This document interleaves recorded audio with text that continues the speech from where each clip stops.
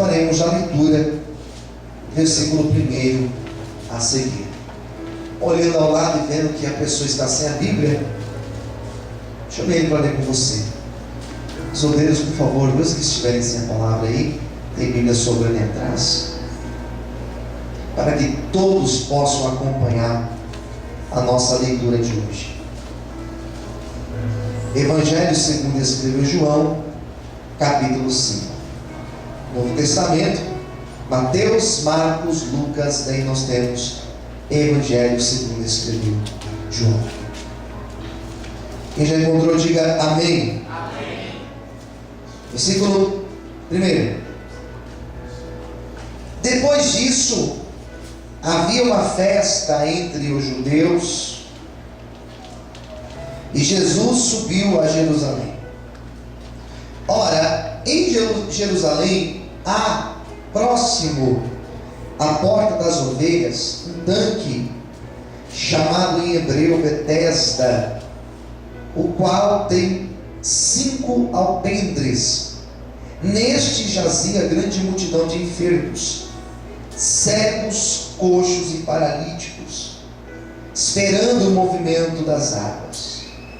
Porquanto o anjo descia em certo tempo ao tanque e agitava a água, e o primeiro que ali descia, depois do movimento da água, sarava de qualquer enfermidade que tivesse. E estava ali um homem que havia, quantos anos diz aí? 38. Quantos anos? 38. 38 anos se achava enfermo. E Jesus, vendo este deitado e sabendo que estava nesse estado, havia muito tempo, disse-lhe: queres ficar são? O enfermo respondeu-lhe: Senhor, não tenho homem algum que quando a água é agitada me coloca no tanque, mas enquanto eu vou, desce outro antes de mim. Jesus disse-lhe: levanta-te, toma a tua cama e anda. E logo aquele homem ficou são e tomou a sua cama e partiu. E aquele dia era sábado. Todos digam amém? Amém. Soberano Deus e eterno Pai, estamos aqui nesta noite, reunidos, congregados com um propósito único de ouvir tua voz.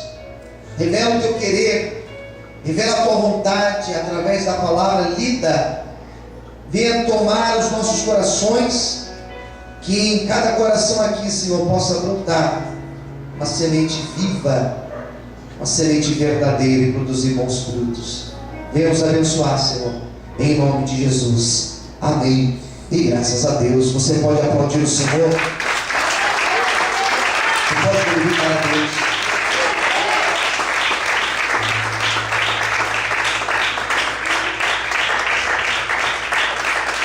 Graças a Deus.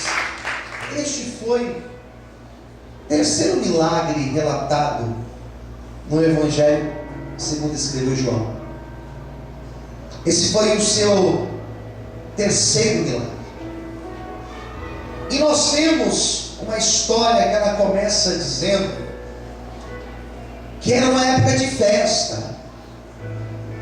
O povo judeu se reunia no templo em Jerusalém para comemorar. O povo judeu, um povo que possui várias festas. São festas que até hoje em dia eles praticam. São festas que elas ocorrem há 3.000 anos. São várias festas que eles possuem: festa das tendas, festa da Páscoa, dos pães asmos, a festa das luzes, onde as casas ficam iluminadas no mês de dezembro. Então são várias festas que esse povo possui. A festa chamada Festa das Colheitas. E essa época era a época da festa. E tradicionalmente o judeu, ele fazia uma peregrinação até o templo. E o texto vai falar claramente que eles subiam para Jerusalém. Eles saíam das suas cidades menores, dos seus vilarejos, das suas aldeias, e eles faziam uma peregrinação até o centro nervoso chamado Jerusalém, onde ali eles se reuniam, onde ali eles festejavam. E o texto vai dizer que Jesus, ele tinha propósito de participar da festa. Jesus não era contra festas. O primeiro milagre que ele fez, e nós temos um relato em João, capítulo de número 2, foi justamente transformar a água em vinho, e foi uma festa de casamento. E Jesus, ele tinha o propósito de ir para essa festa, de ir lá para o centro de Jerusalém, de ir até o templo festejar. Mas ele, impulsionado pelo Espírito, ele, ao invés de ir lá para o santuário central, para o grande templo de Jerusalém, diz a Bíblia que ele vai para um outro lugar.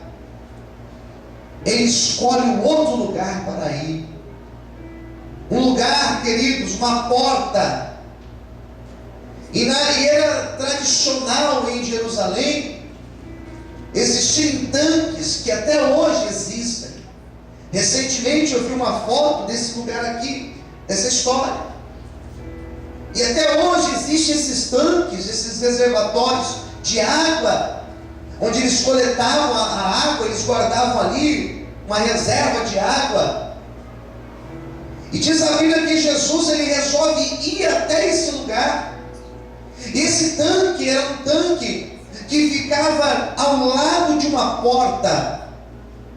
A cidade de Jerusalém, ela possuía 12 portas, e cada porta com um nome, e cada porta com uma função. Existiam portas ali que eram portas onde o exército saía, que era chamada a porta dos cavalos. Existia uma porta chamada a porta do monturo, e a porta do monturo era onde saía todo o lixo da cidade. Existia uma porta chamada a porta das ovelhas, e o nome já nos faz entender por que porta das ovelhas, porque era a porta por onde saía o rebanho. Imagine só o odor dessa porta, imagine só como que era o movimento nessa porta. Nós estamos falando de um povo que vivia numa realidade agrícola, um povo que tinha animais, que cultivava o campo. Imagine então o fluxo de pessoas que passavam diariamente por aquela porta. Era uma porta que com certeza não era um lugar agradável de ficar, com certeza era um odor que não era bom, com certeza era uma porta que ninguém gostaria de passar, a não ser que precisasse realmente. E pelo incrível que pareça, nesta porta também ficava, o texto vai dizer claramente, que ali ficava uma grande multidão de pessoas.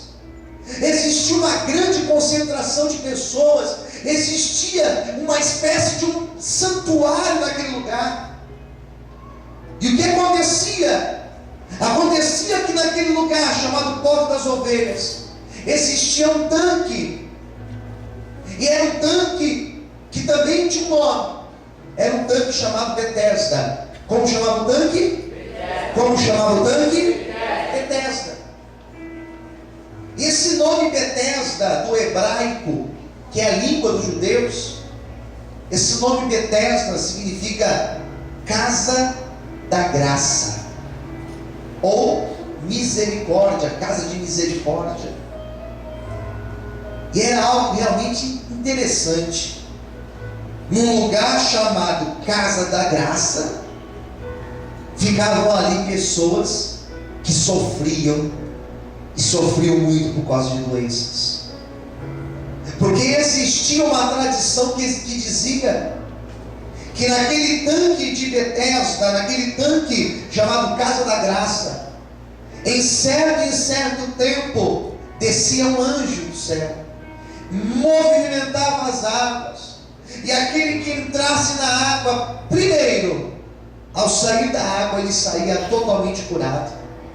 Agora imagine só um lugar onde existia uma multidão de pessoas, um lugar onde era a passagem do rebanho de Jerusalém.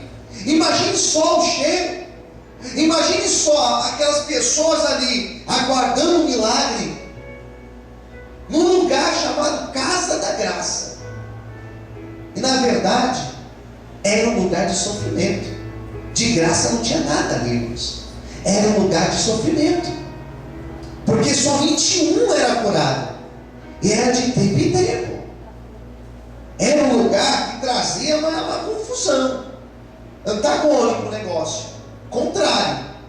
Como que pode chamar Casa da Graça, sendo que pessoas estão ali vivendo uma verdadeira desgraça na vida? Quem está entendendo? Diga amém. E aí que entra Jesus na história. Porque Jesus, ao invés de ir lá para o centro de Jerusalém, ele resolve ir para essa tal porta das ovelhas, para esse tal tanque de Betesda, onde existia uma multidão de pessoas enfermas.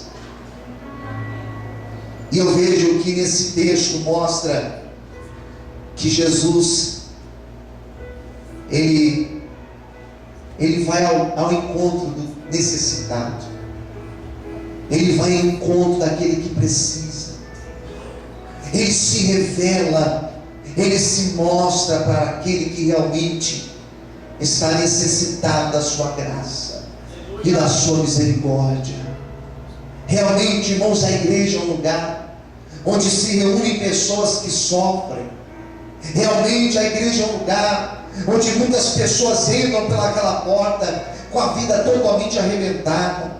E aos poucos as coisas começam a mudar, começam a ser transformadas, as portas começam a ser abertas, as feridas da alma começam a ser curadas, os vícios que a pessoa tinha, esses vícios começam a sair, porque verdadeiramente, irmãos, quando nós estamos na presença de Deus, uma obra restauradora acontece, uma obra de milagre acontece. E eu quero hoje profetizar que nós não sairemos daquela porta ali da mesma maneira que nós entramos, mas nós sairemos dali, irmãos, com a nossa vida restaurada, com a nossa vida abençoada, com o milagre do Senhor sobre as nossas vidas, em nome de Jesus. Será que você pode dar um glória a Deus bem alto e aplaudir ao Senhor e exaltar a Ele nessa noite? Aleluia! Cadê o glória a Deus?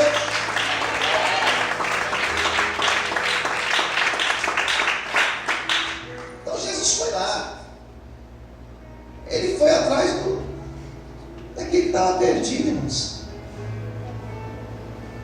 Jesus sempre é atrás do problemático, Jesus sempre é atrás daquele que sofre,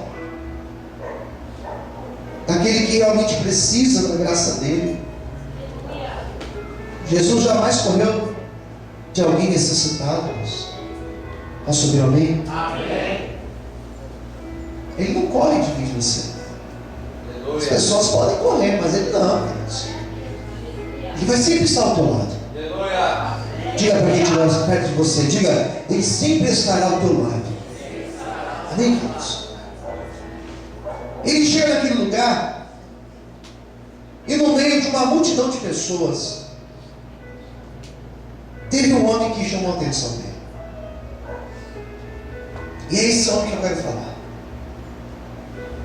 E o fato é que esse homem, ele estava 38 anos. 38 anos aguardando uma cura na vida dele. Hoje em dia, nós falamos 38 anos. Quando alguém morre com 38 anos, falamos que essa pessoa morreu cedo.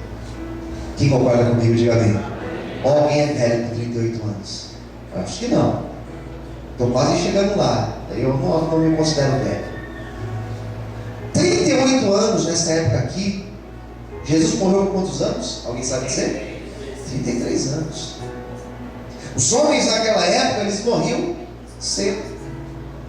Eles não viviam muito nesta época aqui. Eu não estou falando na época de Matusalém, na época de Noé, não, essa época aqui. A expectativa de vida não era tão longa. 38 anos significa a vida inteira. Aquele homem talvez morreria em pouco tempo, não ia viver muito mais, e toda a sua vida ele esteve do mesmo jeito. Foram 38 anos que ele esteve ali na beira de um tanque que se chamava graça, que se chamava casa de graça, casa de misericórdia. E ele olhava para aquelas águas e ele falava assim: mas quando a graça de Deus vai alcançar a minha vida? Quando que a graça do Senhor vai me alcançar? Para você entender, aquele homem estava ali antes mesmo de Jesus nascer. Já parou para pensar? São 38 anos na mesma posição. São 38 anos sofrendo da mesma maneira. E o que acontece quando nós esperamos por uma bênção? Acontecem várias coisas. Algumas pessoas, elas não suportam esperar o tempo de Deus na vida delas. Algumas pessoas entram na igreja, eu falo isso porque eu já vi muitas pessoas entrarem aqui com essa mentalidade: pastor, eu preciso de uma bênção. Tá, vamos orar. Não, pastor, você não está entendendo, eu preciso de uma bênção hoje. É agora. Só que isso daqui não é pastel, gente. Isso daqui não é o drive-thru do McDonald's que você passa lá e você nem desce do carro. E vê aí o número 1 com uma batata bem grande aí, e vê ketchup postado aí, e vê um sorvete junto aí também, e tá aqui, pá, já pega lá ainda no carro aí e vai embora. Tinha uma época no McDonald's que se você fazia o pedido e demorasse tantos minutos, você não pagava. Ô irmão, nunca deu certo comigo, ficava tão certo. Enrolava até, vamos ver se vai enrolar, e nunca dava certo. Às vezes a pessoa ela chega na igreja, ela chega com aquela mentalidade: eu quero para hoje. Só que nem sempre as coisas acontecerão no tempo que nós programamos, no tempo que nós esperávamos que elas acontecessem. E o grande problema não é o fato de eu ficar triste, de eu ficar angustiado por estar esperando. O problema também não é só isso. O problema é que às vezes, por causa da espera, nós saímos da direção de Deus. Eu estava esperando, já que Deus não preparou, eu fiz do meu jeito.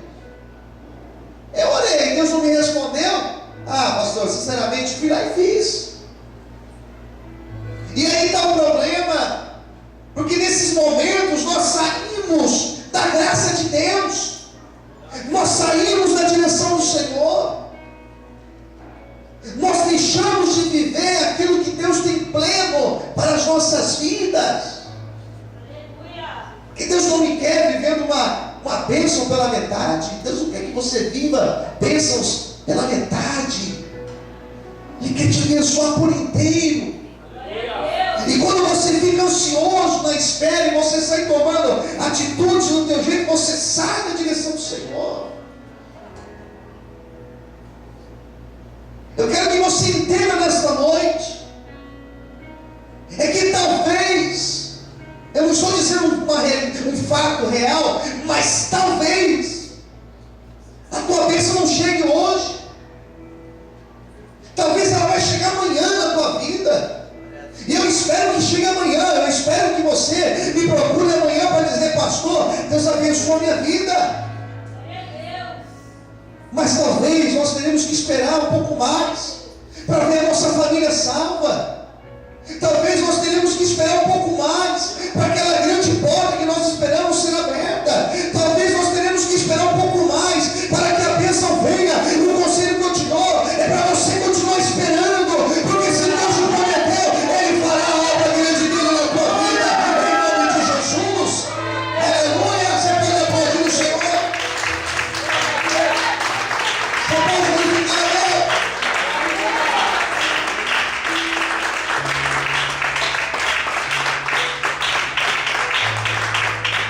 Olha, e ainda bem que essa mensagem aqui está sendo gravada. Eu vou soltar ela no ar amanhã para o povo ouvir. Aleluia! Aleluia! Glória a Deus!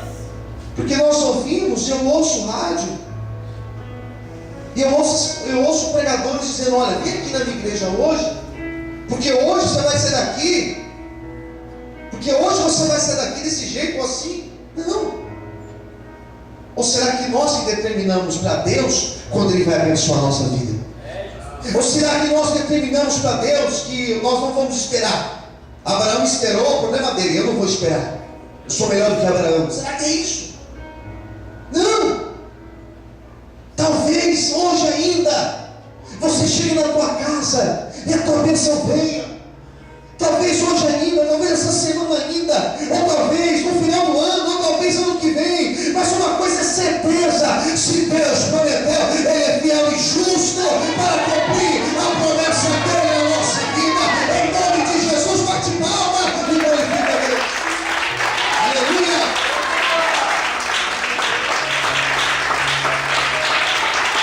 Amém.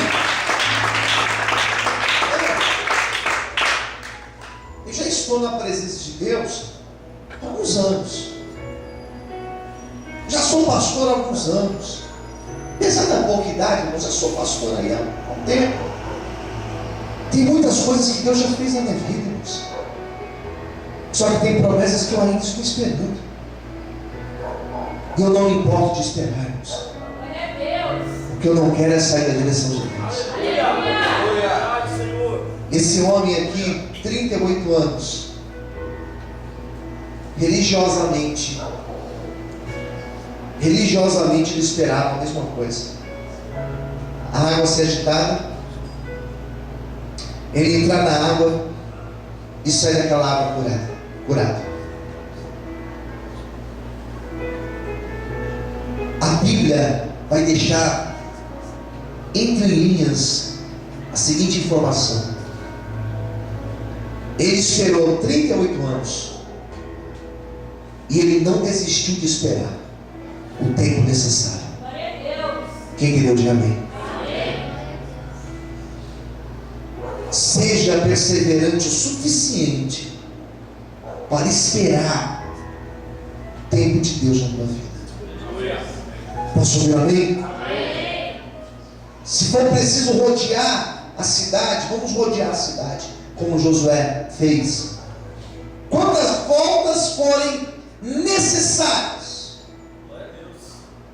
para que a promessa aconteça. E talvez hoje seja a última volta tua. Espero que seja hoje, ou talvez amanhã. Mas que nós possamos esperar o tempo necessário para viver isso, a promessa de Deus na nossa vida. Nós temos uma outra informação importante no texto, eu quero compartilhar com vocês. Diz a palavra que Jesus se aproxima desse homem. O versículo de número 6 vai dizer que no meio daquela multidão, Jesus olha e vendo aquele homem deitado, ele estava em cima de uma maca, de uma cama, e o texto diz que Jesus sabia que ele estava ali há muito tempo. Pastor, como Jesus sabia? Talvez porque ele passava ali, ou talvez por uma revelação, ou talvez só de olhar, ele já pôde perceber isso. Então ele percebeu que aquele homem estava ali há muito tempo, há exatos 38 anos, se achava enfermo. Jesus vendo ele deitado naquele estado, versículo 6, Jesus lhe fez uma pergunta simples, mas foi uma pergunta: Você quer ficar curado? Quem deu de amém? Amém. É mais ou menos nós chegarmos na fila do hospital e perguntar para aqueles enfermos: você quer ser curado? Você chegar numa enfermaria e perguntar: vocês aí, vocês querem ficar curados? Você chegar numa UTI e perguntar: olha, quem quer ficar curado aqui? É lógico que eu quero ser curado. Eu estou aqui me tratando para isso. Jesus, quando pergunta para aquele homem: você quer ficar curado? A pergunta exigia uma resposta bem simples: sim. E já era o suficiente. Quem deu de amém? Amém. Acho que o sim já era o suficiente. Mas o texto fez questão de mostrar o drama daquele homem. Pega a tua Bíblia. Olha a resposta que ele deu para Jesus, no versículo de número 7.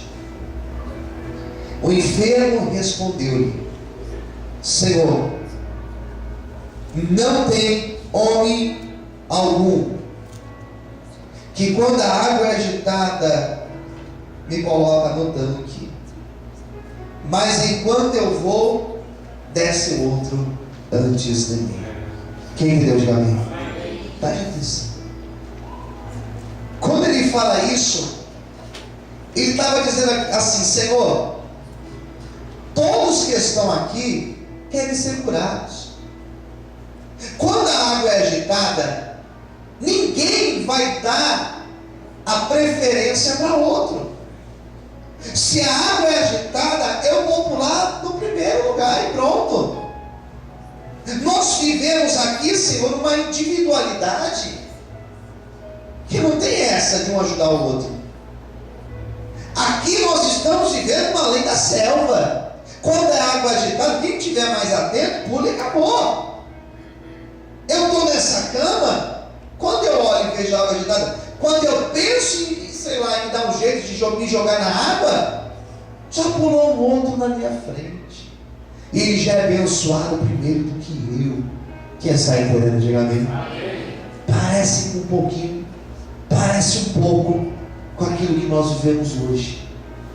Uma época de egoísmo, uma época que é um querendo passar, atropelar e passar por cima do outro. Hoje eu estava na hora do almoço e vendo ali o noticiário, só vendo, não estava nem ouvindo, estava ali vendo, e de repente mostrou um cara com a cabeça toda saindo sangue. Daí começou a mostrar lá, eu fiquei mais atento e pude perceber do que se tratava. Uma fechada de trânsito, um foi lá e quase quebrou a cabeça do outro, porque a nossa sociedade é assim. Às vezes no trânsito acontecem mortes, porque um dá preferência para o outro. Aqui era desse jeito, quando um mexia a água lá, quando o outro mexia a água, era um pulando em cima do outro, era um atropelando o outro. E ele falava assim: Senhor, ninguém me ajuda, eu me sinto sozinho aqui, Senhor. Quem quer Deus diga amém? Eu não tenho ninguém para me ajudar, Senhor. Eu não tenho família aqui comigo para me ajudar. Eu não tenho um amigo aqui comigo para me ajudar, Senhor. Eu estou aqui sozinho, Senhor. Eu imagino que Jesus olhava para aquele homem e talvez Jesus dizia na sua mente: você não está sozinho. Eu estou aqui para te ajudar. Nessa noite eu quero dizer essa palavra para você: você não está sozinho. Jesus, Ele também vai te ajudar nesta noite. Se você crê nisso, levanta essa mão e dá glória a Deus bem alto e aplauda o Senhor e glorifica o nome de Deus nessa noite. Aleluia! Será que você pode aplaudir o Senhor?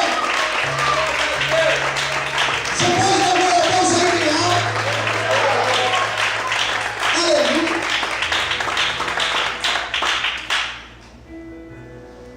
Ninguém me ajuda. É assim que a gente fica, irmãos. Olha, tem momentos que nós ficamos assim mesmo. Quem concorda comigo de amém? Tem épocas, irmãos, que a gente se sente sozinho. somos trapaceados, atropelados. Daí acontece um outro fator aqui importante. Olha a resposta do Senhor para ele. Versículo de número 8. Jesus então olha para ele e ele fala a seguinte frase para ele, que com certeza foi a frase da vida daquele homem: levanta-te, toma a tua cama e anda. Glória a Deus. Vamos repetir essa frase? Levanta-te, toma a tua cama e anda. Mais uma vez, levanta-te, toma a tua cama e anda. Glória a Deus. Vamos aplaudir o Senhor bem forte. Glória a Deus.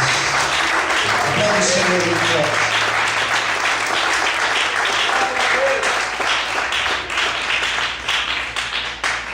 Aquele homem coloca a mão na cabeça e fala assim: peraí, a água não foi agitada? E o Senhor está mandando me levantar e andar? Peraí. Aleluia. Deixa eu te explicar uma coisa que Deus falou comigo hoje. Às vezes, nós aguardamos que o milagre venha de um lado, e o Senhor vem lá do outro lado com o milagre na nossa vida. Às vezes nós achamos que está longe, e de repente o milagre está mais perto do que nós imaginamos. Às vezes nós pensamos, às vezes nós calculamos de uma maneira, às vezes nós achamos que Deus vai fazer de uma forma, e de repente vem Deus e nos surpreende. Às vezes nós achamos que Deus vem, vai abrir uma porta aqui, e de repente Deus vai lá e abre de um outro lado, de uma outra maneira. Às vezes nós achamos que Deus vai fazer de um jeito, e Deus vai lá e nos surpreende. Sabe o que Deus está me revelando aqui nessa noite? É que Ele vai te surpreender. E André, Deus vai te surpreender, André. Às vezes nós achamos que vai vir de um lado e vem de outro lado. Vai assim acontecer na tua vida. Eu declaro sobre a tua vida: levanta sua mão para o céu, meu irmão. Que Ele levanta sua mão para o céu. Eu profetizo que Deus também vai te surpreender. Você está achando que Ele vai vir de um lado, mas virá de outro. Mas a provisão, ela virá sobre ti. Em nome de Jesus, quem acredita nisso, glorifique e aplauda o Senhor bem forte. Aleluia!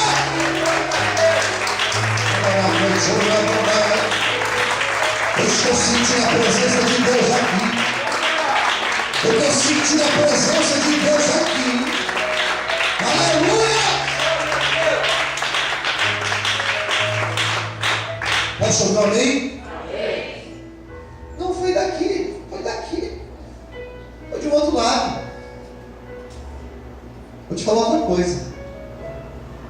Às vezes nós achamos que nós seremos honrados num lugar e Deus nos honra em outro lugar. Às vezes nós achamos que vai demorar e de repente você vê a bênção estar nas tuas mãos. Ensinando a pregação de hoje, aquele homem ficou de pé. Quando ele ficou em pé, queridos, ele já começou a glorificar, já começou a pular, já começou a dizer glória a Deus. Vou embora, vou para minha casa, vou para minha família. Jesus falou assim: ó, pega a tua cama, deixa a tua cama aqui não, leva a tua cama para casa. Posso dizer amém? Amém. Pegar a cama, Senhor, pega a cama, leva ela com você. E aquele homem agora, ele sai daquela porta das ovelhas. Aquele homem sai lá do tanque de Betesda, um lugar que ele estava há quantos anos? 38 anos. Ele pega a sua cama, ele pega aquela cama, isso aqui não parece uma cama, não, vamos imaginar que seja. Ele pega a cama e coloca no ombro dele. E lá vai ele caminhando com aquela cama, para onde? Para Jerusalém. O que estava acontecendo em Jerusalém? Uma grande festa. Aquele dia era um sábado. Judeu não trabalha no sábado. Judeu não faz nada no sábado, a não ser cultuar a Deus. Era dia de ir para o templo. E aquele homem, ao invés de estar no templo, ele estava carregando uma cama. E no momento que ele começou a carregar aquela cama nas costas, diz a Bíblia que os religiosos daquela época começaram a julgar aquele homem. Começaram a dizer: ei, você não pode carregar a cama, você não pode carregar essa cama, você não pode estar carregando essa cama na cidade, porque hoje é sábado, hoje não é dia de carregar a cama. E aquele homem dizia: olha, não sei te dizer se hoje pode ou não pode carregar a cama. Uma coisa é verdade, eu fiquei 38 anos deitado em cima desta cama. Agora onde eu for, vou levar essa cama, para que o povo saiba que o Deus que eu sirvo é o Deus que levanta da cama, para que as pessoas saibam que o Deus que eu sirvo não é um Deus morto, mas é um Deus que levanta, restaura e faz uma grande obra. Eu quero hoje profetizar que você também vai sair daqui hoje levando a sua vitória, em nome de Jesus. Quem crê, bate palma e adora o Senhor essa noite. Será que você pode dar glória a Deus? Consegue dar glória aí? Você consegue dar glória? Glória a Deus, pega a tua caminhada. Eu sou testemunho, acaba o testemunho, acaba o teu testemunho, pega a tua caminhada. Diz o Senhor para você nessa noite. Vamos orar. Com os olhos fechados nesse momento. Nós vamos fazer uma grande corrente de oração aqui nessa noite.